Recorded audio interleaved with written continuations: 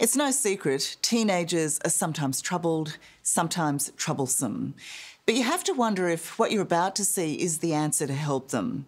A thriving $50 billion industry of so-called therapeutic boarding schools and military-style boot camps where tough love is the medicine used to cure young people's problems.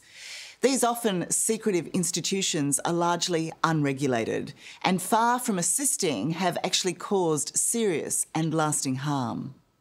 Now those survivors, led by celebrity Paris Hilton and including a brave Australian, have had enough and are demanding that parents stop outsourcing parenting.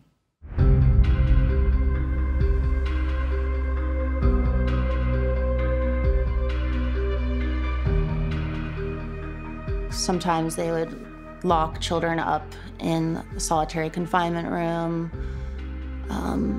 At some of these places, they will tie children up with zip ties and they will put children into dog cages.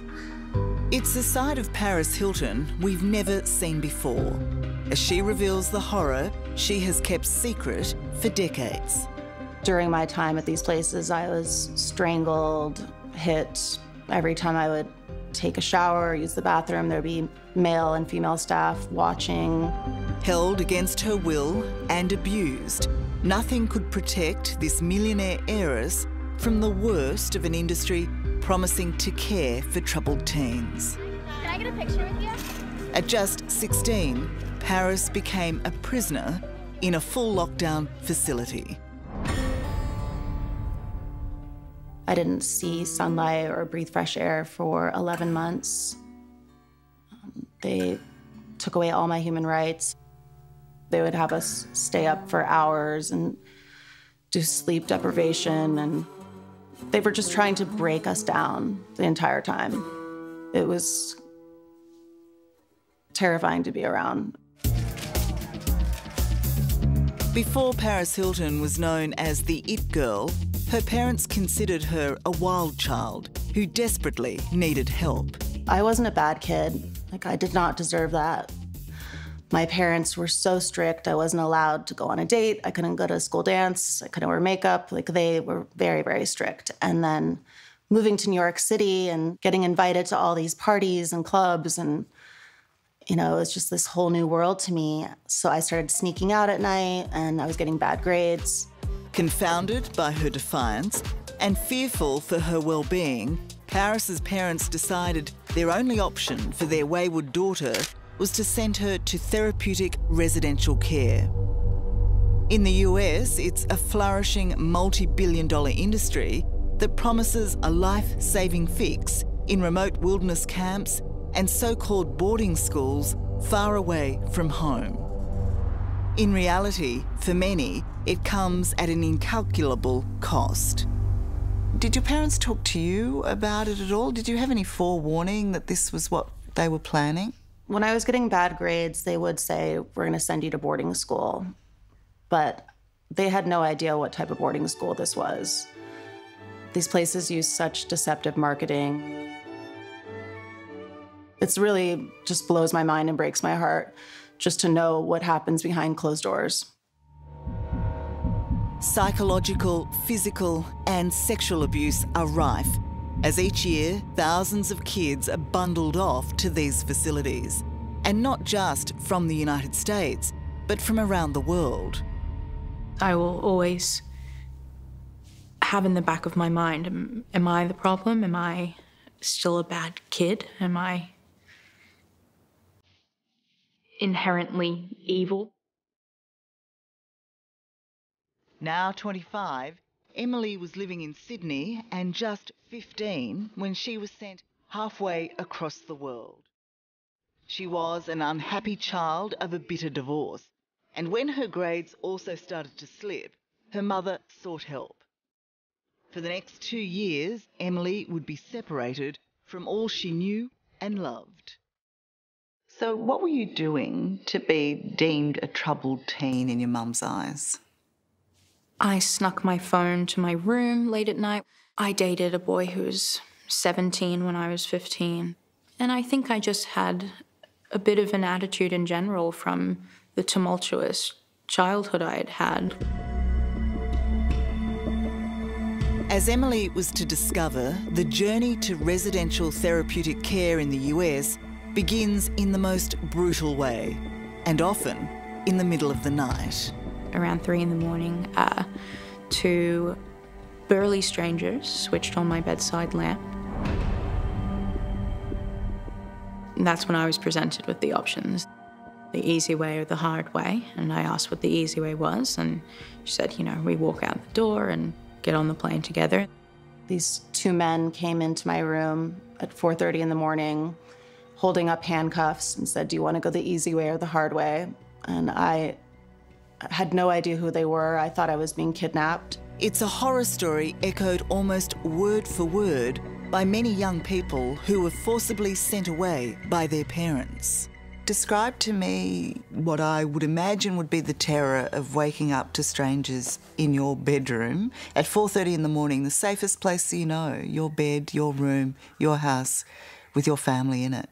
I had no idea what they were going to do to me. I didn't know if they were going to kill me, if they were going to do something else. I was like, this has to be a nightmare. This cannot be real. And I had no idea where they were taking me. It was terrifying and traumatic. I can't imagine that you went quietly. No, I was screaming because I wanted someone to come and help me because I had no idea what was happening. For both Paris and Emily, screaming was futile, for it was their parents who had signed the paperwork allowing them to be transported off into the night. And what was that moment like when you saw the paperwork? It's just this sinking feeling of dread, knowing there's no way out. The only way out of the house is with them. And this was in Sydney. You're Yes. in Sydney. Yes. Emily's transport agents did tell her her mother was acting out of tough love, but never violent or criminal in her behaviour. And with no alcohol or drug addictions, Emily couldn't fathom the extreme lengths her mother had taken, nor did she know where she would end up. And I kept thinking to myself, why am I here? Which is a question I still wonder to this day. Why me? In that moment, were you thinking, not just why me, but where the hell am I going? What's going to happen to me? Of course. I was terrified, and even on the plane, it still didn't feel real.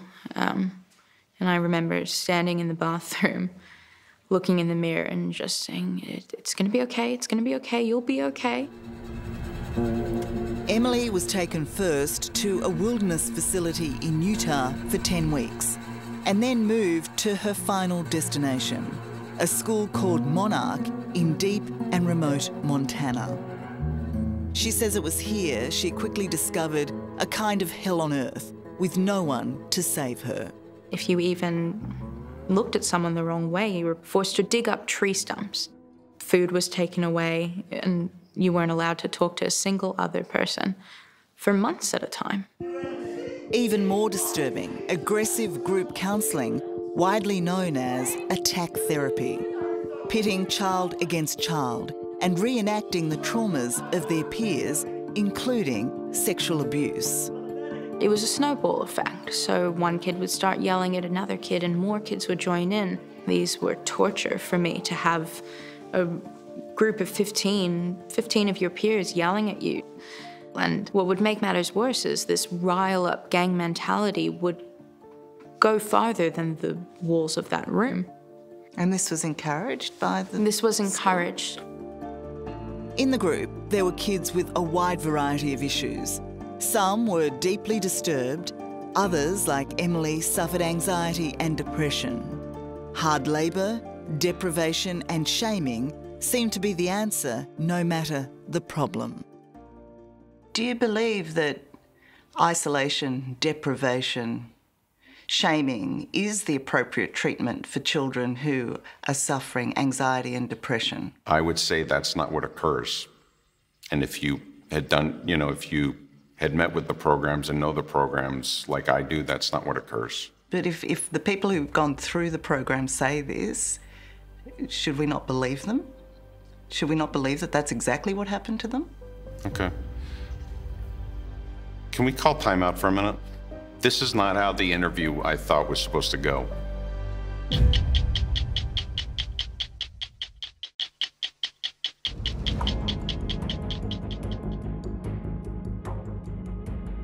It's strange to think, you know, this is over 20 years ago and it still majorly affects me every single day. Every day you think about this still? I have nightmares almost every single night. That's hot. That's hot. That's hot. Paris Hilton, DJ, celebrity, socialite, and party girl, has become the unlikely face of a movement against the troubled teen industry. I was abused at Provo Canyon School, and now I'm taking action along with my fellow survivors. She says, like many other teenagers imprisoned within therapeutic residential care, she suffered emotional, physical, and sexual abuse. It's not my shame. It's not anyone's shame here. It's the shame of the people who work at these places. Late at night, sometimes they would come in and take us and do cervical exams, like every couple weeks, which as an adult now, I'm realizing that they were actually sexually abusing us because none of them were even trained doctors. It seems the facilities were determined to break the spirits of the teenagers in their care, and it often worked. Did they break your spirit? I think in some ways, I have post-traumatic stress disorder. It really affects just every part of you, which maybe people don't assume because they see like this character that I play, which is much easier because, you know, just saying that's hot and smiling and it's all very whatever. I think you have to put the entire story in perspective. Paris Hilton has been the largest voice in this and gotten the most attention because of her celebrity. She came from a home where she was used to being, you know, spoiled. And her parents tried to rein her in. She was sent for some discipline. She did not like the discipline. The leaders at Learning indicate that training the brain is no... Andy Goldstrom is a parent who so strongly believes in the benefits of therapeutic retreats, he started a podcast and support group to guide parents through the process. I just wonder if you can categorise post-traumatic stress disorder as just not liking discipline. Yeah, I would say look at the track record of the thousands of kids who have been helped, who have become successful, independent kids. Characterizing what we went through as discipline is not only gaslighting, but just grossly unfair. Now 25, Emily was 15 when, on her mother's orders, she was grabbed by security guards from her home in Sydney and taken to a therapeutic facility thousands of kilometres away in the US. She describes the next 2 years there as the worst experience of her life. The reason I wanted to do this interview and speak out is so people like me can tell their truth without being shamed and being painted as a spoiled rich kid. But Andy Goldstrom says the treatment of his own daughter, Audrey, at a residential retreat convinced him the industry does more good than harm. I'm grateful for the experience, however, and actually told my parents I was lucky to learn how to cope with my mental illnesses at such an early age. At 17, Audrey's learning difficulties had led to anxiety and depression and bad choices, giving Andy no choice, he says, but to send her away by escort in the middle of the night. She did not know what was coming. You know, so making a decision to have your kid taken away from you in the middle of the night is a big deal, right? But we were at a very desperate point, and we feared for her safety and ours, and it was done very professionally. So this was not some kind of fly-by-night thing. These were experts. Of course, that must have allayed your fears quite a lot, quite understandably, but for your daughter, I mean, the trauma happens in the moment, doesn't it? She doesn't know anything about that. Well, if you talk to my daughter, she was not traumatized. Audrey didn't want to take part in this story, and ultimately, nor did Andy. when testimonials of abuses at various facilities were put to him. What bothers me is saying that the industry as a whole does not work just because of, a few stories that have translated into the entire industry being bad, and that's what I object to. The programs are continuing to raise the bar. I just wonder how far they're raising the bar when you've got testimonies going, as recently as 2019.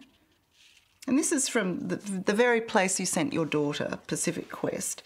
So you have a 16-year-old rape victim who says that amongst a whole heap of other deprivations, she's thrown to the ground and hit. She's touched in a sexual manner by male staff. She's thrown into a dark shed. She's drugged up with medications. And this one, death to self. Do you know the death to self ritual? Where children are placed in a grave. Eulogies that they've been forced to write themselves are read out to them. I mean, do you see that as proper treatment for anxiety and depression? All right. This is not the conversation I was expecting to have. I'm just a parent who's trying to help my kids, who's trying to help the industry. I'm not on trial here. Do you believe the troubled teen industry has cleaned up its act? Not at all. I mean, we have reports of horrific abuse still coming out of these facilities as of a week ago, as of yesterday. Caroline Cole runs the survivor support group Unsilenced, and like Paris Hilton, is pushing for greater regulation of the industry and a Bill of Rights for young people in care. Some whose worst crime has been to hit their teenage years. I think we have got to depathologize being a teen. Teenagers are supposed to have an attitude. They're supposed to be cranky. They're supposed to argue with their parents. They're supposed to push back and say no. And if you have a kid who is sneaking out at night or experimenting with substances, it's not always the end of the world. And we have got to learn how to be able to bend as parents to keep our kids safe. Is there any argument that what these people were doing was their form of therapy? They thought that they were trying to help troubled kids. No one in their right mind would think this was any form of therapy. If anything, it's a form of torture. It just makes me proud to know that...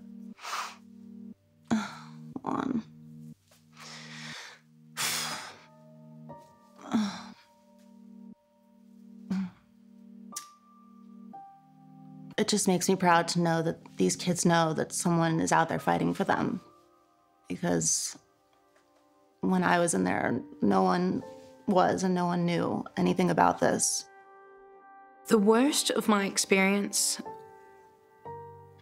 was the headmaster of the school telling me that my life would amount to nothing because at the core, I was a wayward youth and that I wasn't worth the college application fee. Of course, Emily was worth the application fee and so much more, making it to university to study law. But on so many levels, the psychological scars run deep. Now, you talk about not being trusted, but what about the other way? How do you trust adults, your family? I'm still working on that one, and I probably will be for a long time. Family, it's been hard to ever let them in or trust them again. And now living in Brisbane, Emily is still driven to show that she is not intrinsically bad and never was. A slur she has survived that others could not. Part of me will always mourn my childhood, but there are so many kids who have died and so many friends I've lost. I tried to live my life for them. And I will always take great satisfaction in proving that lady wrong who told me I would never amount to anything, that I wasn't worth a college application fee. You feel like you've done that? Proven her wrong? I'm going to spend the rest of my life trying to. Hello, I'm Tara Brown. Thanks for watching 60 Minutes Australia. Subscribe to our channel now for brand new stories and exclusive clips every week. And don't miss out on our extra minutes, segments and full episodes of 60 Minutes on 9now.com.au and the 9Now app.